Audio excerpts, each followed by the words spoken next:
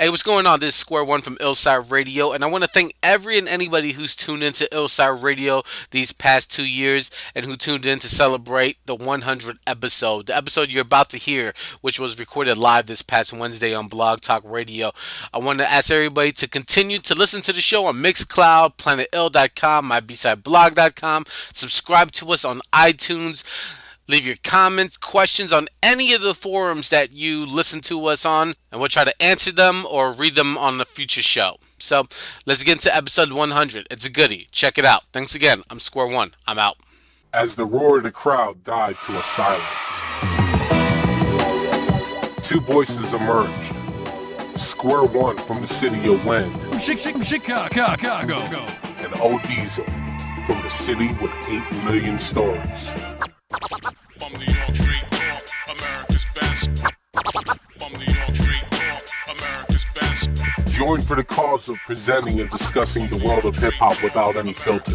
Let me talk, Carol. Translate that for us. Yeah, that's the answer.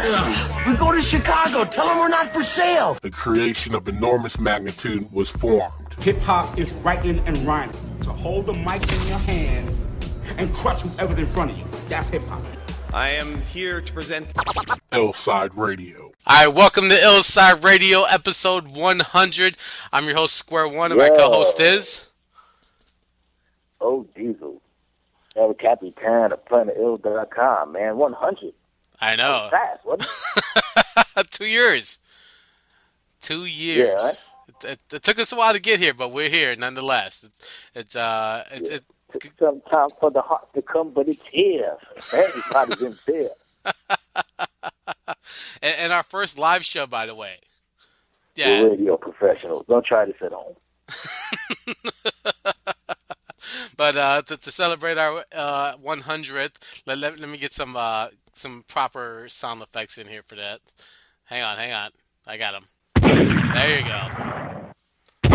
A celebration is in order, people. That's a 4-gun salute. 5-gun salute. But I appreciate everybody joining us on Blog Talk. Once again, follow us on Twitter at IllSide Radio, at Odizo, at I am Square One, illsideradio.wordpress.com. We're on YouTube, Mixcloud, PlanetIll.com, all that and more. But we got a great show lined up. A lot of news and a lot of news going down. One of the first things I want to talk about first is one of the people that Odizo probably despises more than anybody. That's Shyne. And he had some comments that he made this week about Good Kid, Mad City, Kendrick Lamar's latest album, pretty much calling it trash and saying that it's not really up to Kendrick's talent. I know you have something to say about this. Go for it. Dude, Shyne sucks, man. That's like giving a homeless man a sandwich and them telling you that there's not enough mayonnaise on that shit. Fuck you. Like, seriously. Who gives a rat's ass about what Shyne had to say about anything? First of all, your haircut's ridiculous. Your voice is toast, and when you had a voice, you sound like a fake Biggie. Now you sound like a fake Lloyd Banks. You can't rap. You bust guns in the club and shoot fucking strangers. And when the great Johnny Cochran told your dumb ass to take the plea and get out in 3 years, you wanted to be bad and end up doing 10. Shut the fuck up. Who cares what Shyne has to say? And he's not even, like, in America. I like how he says, like, the United States of Aftermath. Aftermath. He's in fucking San Salvador and shit. Like, get the fuck out of here. I like how he's like this open threat, or like he's not in fear of being chastised by Interscope. He's like, I'm not employed by Jimmy Iovine. I'm not scared. It's like, no one cares. Yeah, 250,000 people disagree with you in 1 week, homeboy. Is that the number that Kendrick's doing? What you think? It's looking like 249, man. They had to adjust upward. It was looking at 200 first, and then all of a sudden, so many people were buying. Oh, this might be 249. Okay, I can dig it. Yeah, I still gotta go purchase it before the SoundScan numbers come out for next week. I still gotta do that, but it's yeah. You know what? I know Shyne put out that mixtape last week. I still haven't heard it. I'm pretty sure no one heard it. I just don't understand why he still gets the coverage that he does He's a washed-up rapper who doesn't sound anything like he used to sound. Yet here they are, the sites, the blogs, everybody's covering what he has to say, like he's Donald Trump or something like that. Like he has money to back up his words. You know, he sucks, man. That's all I could say. I wouldn't put anything he had to say on Planet Ill. I can't lie to you. You know, and he didn't fuck my bitch. I'm not mad at him. I don't owe him money. You know, I didn't buy his record, so it's not like I have something personal against him. I just personally feel that he's meritless. Yeah, I know that's exactly it. Well, a person who does have a little bit of merit, Duck Down Sean Price made some waves this week when he tweeted that does deserve a gunshot for Sean Price. We're gonna get that in a second. There you go, Sean Price. I am having a ball with that, by the way. But he made some. he made some very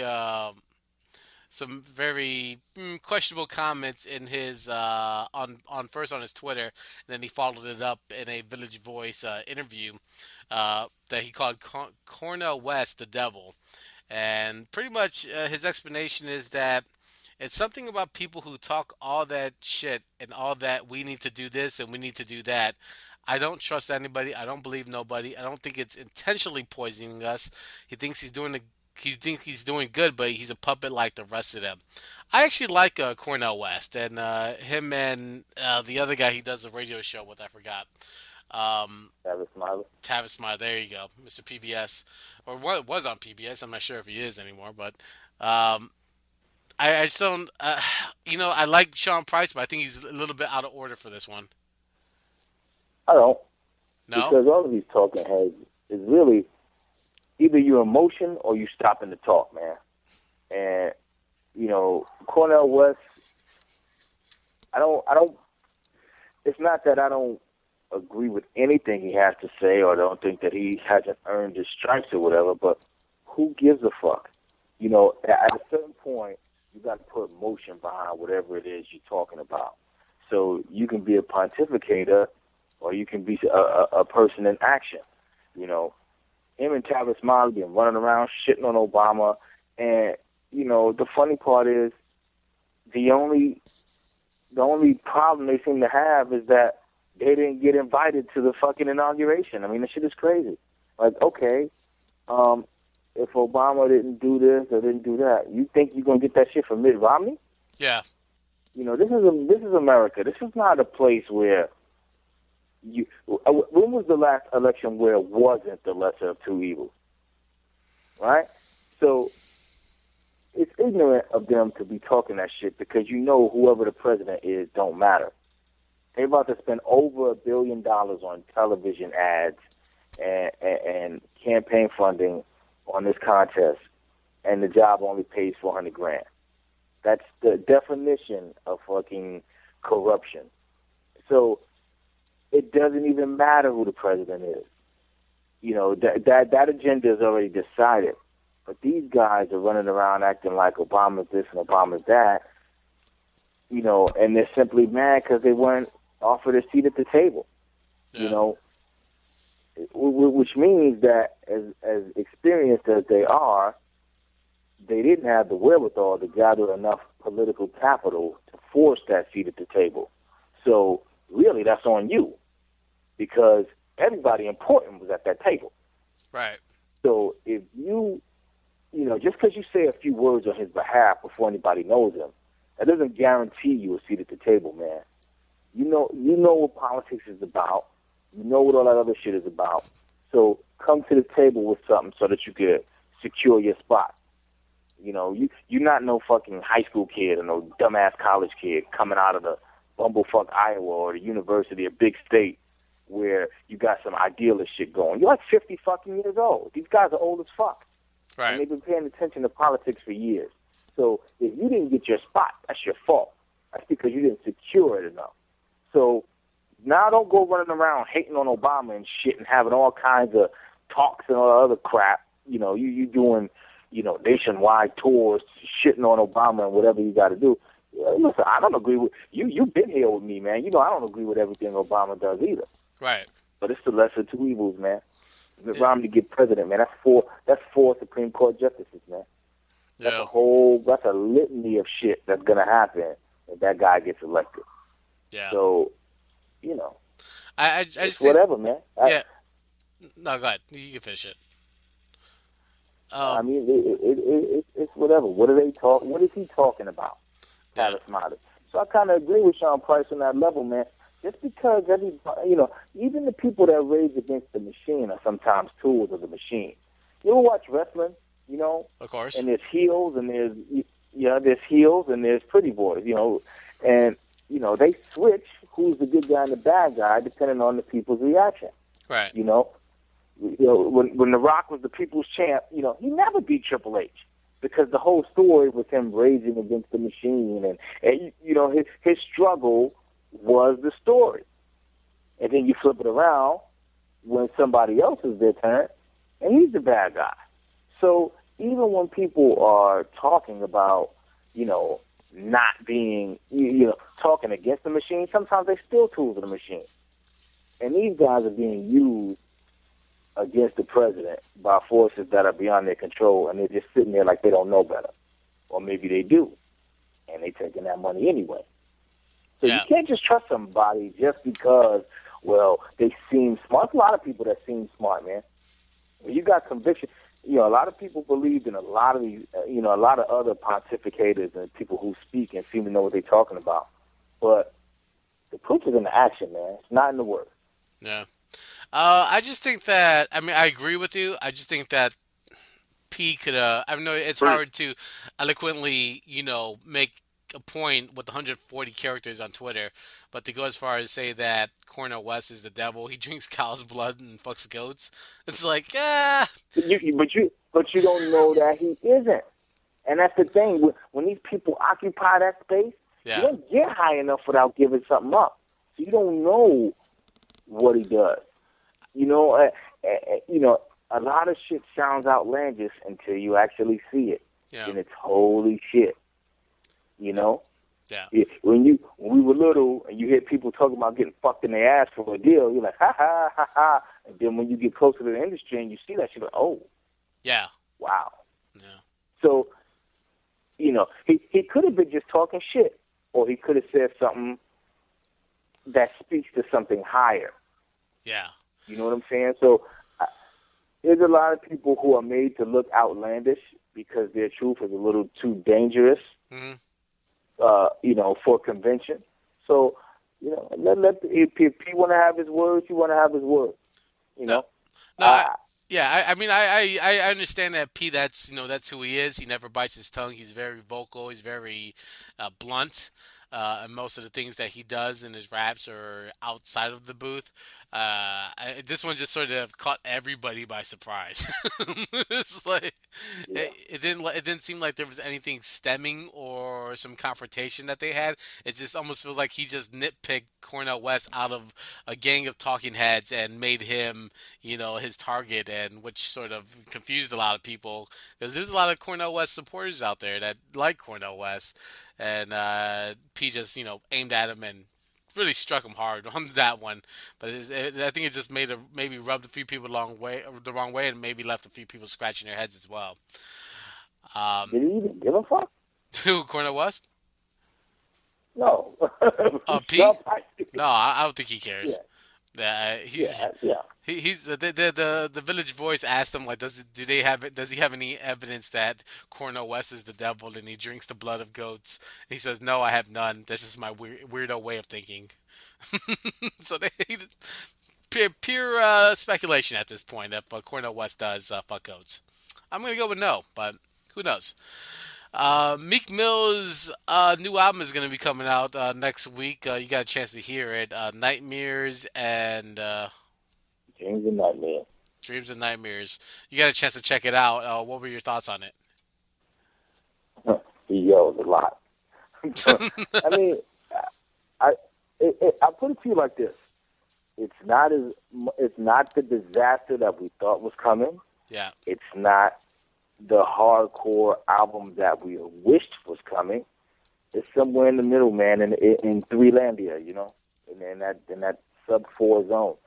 And I think that he didn't go hard enough.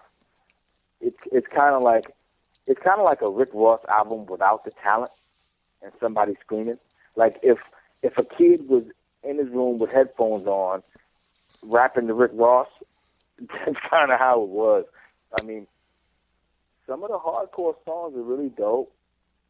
You know, I don't want to hear none of that shit, you know, with him talking about the hoes and talking about ice or any of that slick shit pandering to women. I don't want to hear that shit. Clamoring the club hoes. I don't want to hear it. So, you know, it's sounding like anywhere from, I mean, the production is good. He does rein it in some. You know, there's room for growth, but it's not, you know, it's not A-level material. But you know, but it's funny because that's exactly the same critique that we had of the Dream Chasers mixtape that came out in August. Yeah. That there's some strong work on there, but it didn't seem like it was the full effort was there. Like there were some songs that were mailed in and some commercial songs and some songs about girls and you know, trying to be the thug, you know, thug. Go ahead. I'll say the effort is there. I don't think he mailed anything in on this. It's just that this is his talent ceiling. And he didn't have enough guest stars to bring it down to the mud, you know. I think that, you know, I was having some discussions with some like-minded hip-hop people. He would have been better served going balls to the wall on some Cuban link shit and trying to, you know, better the album, rather than trying to be smooth. I mean, I don't think they really know how to handle him because they know he's not really talented enough to be A-level. So you got songs with, what's that kid, Kurt Cobain, where you got him pandering to the South. It's not a natural crossover. You know, it's not a natural pairing. And the song is weak. That didn't make the album, but, you know, it's a microcosm of how they're trying to place Meek Mill. Right. And they should have just let him make a kid album because, see, he doesn't have the emotional intelligence to create something fuller than that yet. So the best bet is to go south. And when I say south, I don't mean like down south, but to go south and say, you know what? Let's get ignorant. Let's go hard. Yeah. You know what I'm saying? Yeah. I'm Dirty Meek from Philly. This is how we do. We clapping, we slinging dope, and we doing this. And as long as there's an element of fun to it, and an element of youth to it, he could have gotten away with it. Yeah. You know. What about like when Wale? We heard, you know, Wale was this before he linked up with Maybach, the backpacker rapper.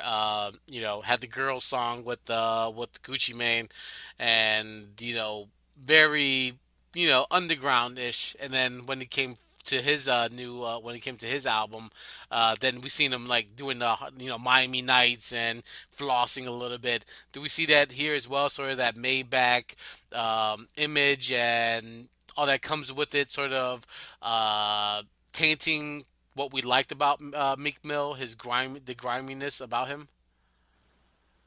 It's definitely too slick. And again, it really just sounds like a Rick Ross album without the Rick Ross talent, polish, and skill. And I don't think they had to go that route. There are some bangers on it. There are some things that people will fuck with on it. But I don't know that for that shit to come out right after Kendrick Lamar, you know what I'm saying? So it's not really, you know. Yeah. It's not John Blaze on that level. Yeah. You know, Sean Price, his album is a lot of, it's just beats and rhymes, man. You know, whenever you want to hear somebody rap, that's what that album is for. You know, you ever been to a store and you're smelling perfumes and colognes? Yeah. And they all they all kind of smell the same. Mm-hmm. And then they bring out the coffee beans, and you smell it, and now you can smell something else. Right. Sean Price's album is like that. You know, you hear all kinds of rap shit, and people get slick production, and all that bullshit. You listen to that Sean Price shit, it clears your palate, and you can move on to something else. You know what I'm saying? That's what that album feels like to me after listening to it. There's no slick shit. There's no, songwriting shit. There's no choruses. There's none of that shit. This shit is just Sean Price rapping on beats, and it's dope for that. You know what I'm saying? So he didn't get outside himself. He didn't pander to anyone.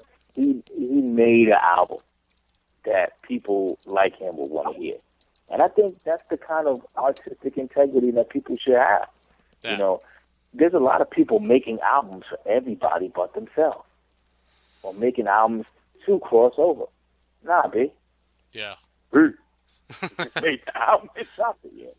All right, so this is the first time we're going to take a caller onto IllSide Radio. You can call in as well, 347-237-5046. We have about 10 minutes left in the show. And we're still going to get to our hip-hop duos to close this out. So Odizo has 5. I have 5 duos in hip-hop, and we're going to battle it out to see who should be the number 1 duo in hip-hop. Here's our first caller. Let's see. Hey, how's it going? Welcome to the show. What's going on? Hey, who's this? What up, man? It's Microphone Jordan from Chicago. Hey, how's it going, man? Mike Jordan. Nah, okay, I can I'm chilling, man. Hey, we're talking a little bit about Meek Mill's Dream and Nightmares. Did you get a chance to hear it?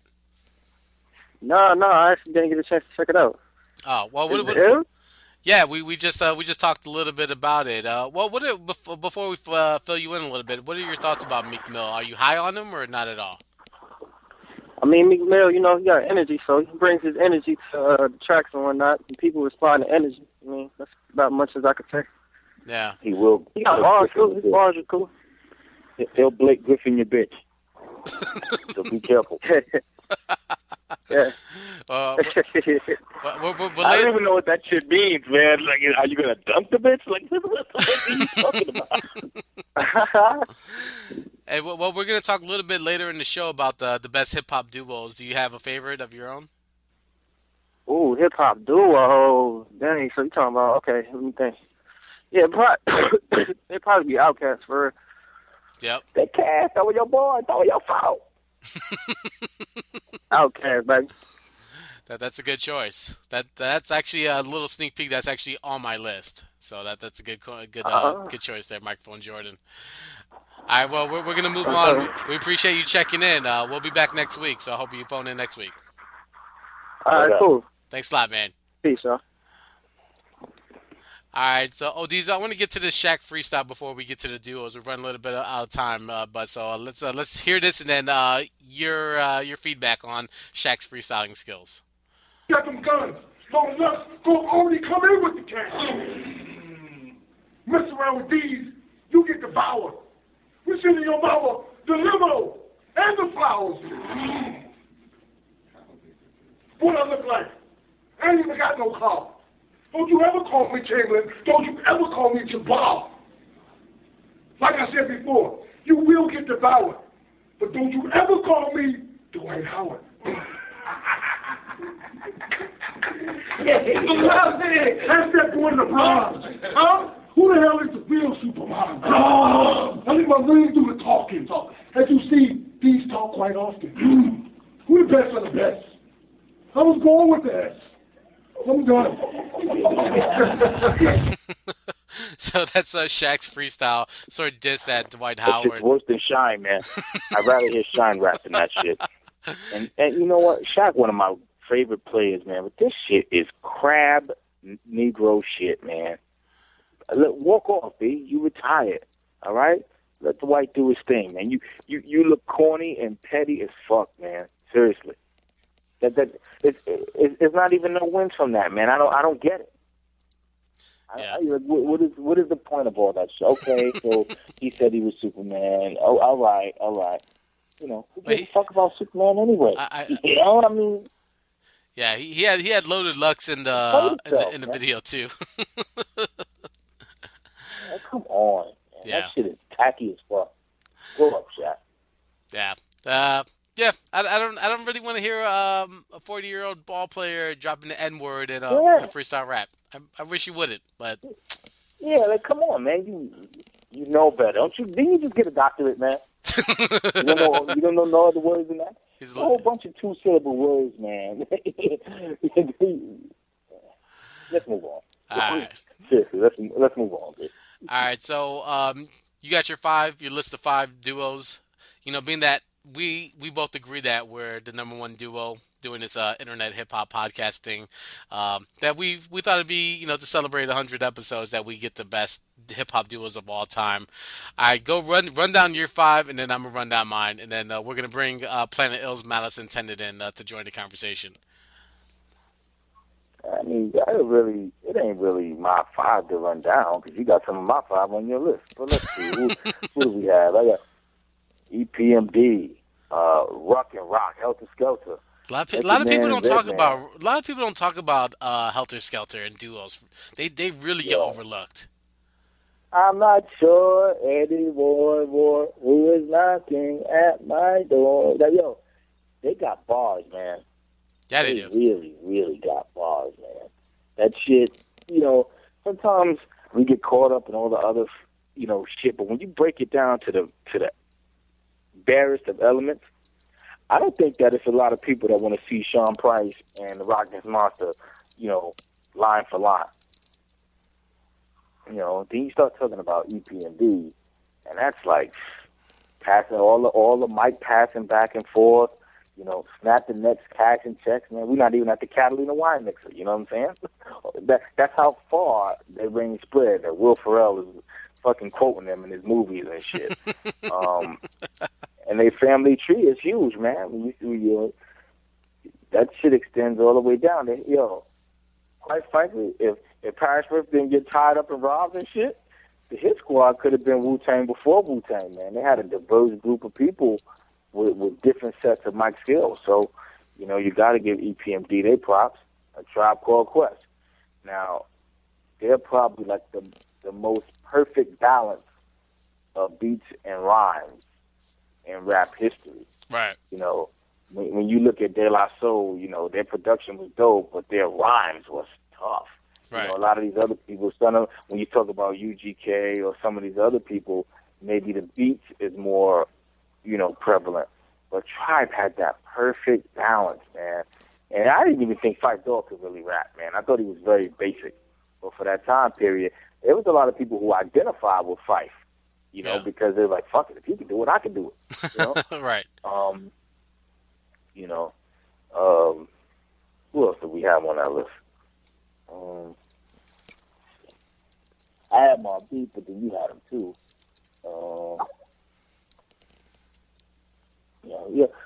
You name the people on your side, and they'll come to me. All right, cool. I'm gonna bring in, because we're running a little bit out of time. We're gonna bring Malice Intended from Planet Ill in to the fold. Malice, you there with us? I'm right here, man. It's good. Hey, how's it going, man? I appreciate you phoning into IllSide 100. We're gonna ask you for your duos. Here's mine. I got Outkast, of course. We had Microphone Jordan call in and mention that was his. I think Outkast by far is. Every album they try something different, whether or not you liked it or not. They always try to change the wheel a little bit. I'm gonna go with Run DMC, and this is actually the week of the 10-year anniversary of Jam Master Jay's passing, and there's still 90 seconds. Apparently, we only got a minute and a half. He got murdered. Apparently, we only got a minute and a half left. So I'm gonna go Raekwon and Ghostface, Blackstar, and Mobb Deep. Malice, you got 30 seconds. All right, 30 seconds. For me, at the top, there's no questions, Rain Ghost. I'd probably put Mobb Deep right after that. I'd put Outkast right after that. I'd probably put Meth and Red right after that. Put EPMD right after that. Cool. All right, Diesel, you got a couple that you want to throw in there? 60 seconds. You got a minute left. No, I'm good. Run DMC is the reason I do this, so, it's always going to be them for me. All right, so that's actually going to be our show this week since we're getting kicked off the air. So Malice Intended, you're over at Scott Scope Podcast. You broadcast live every Wednesday here on Blog Talk, so you guys should go check that out. It's a really cool podcast. And PlanetIll.com, that's Odizo. My B-Side blog, that's me. So that's going to be our time this week. I don't know if we got time to plug anything. Odizo, you want to be real quick about it? Man, we got a whole bunch of shit, man. Just come check us out, PlanetIll.com. All right, that's what's up. All right, so that's going to be our time. I'm your host, Square One. My co-host is... Better than you, or even them. 10 seconds. And every lyric is a limb. We out. All right, IllSideRadio.wordpress.com, not MySpace, WordPress, Mixcloud, everything. We're out.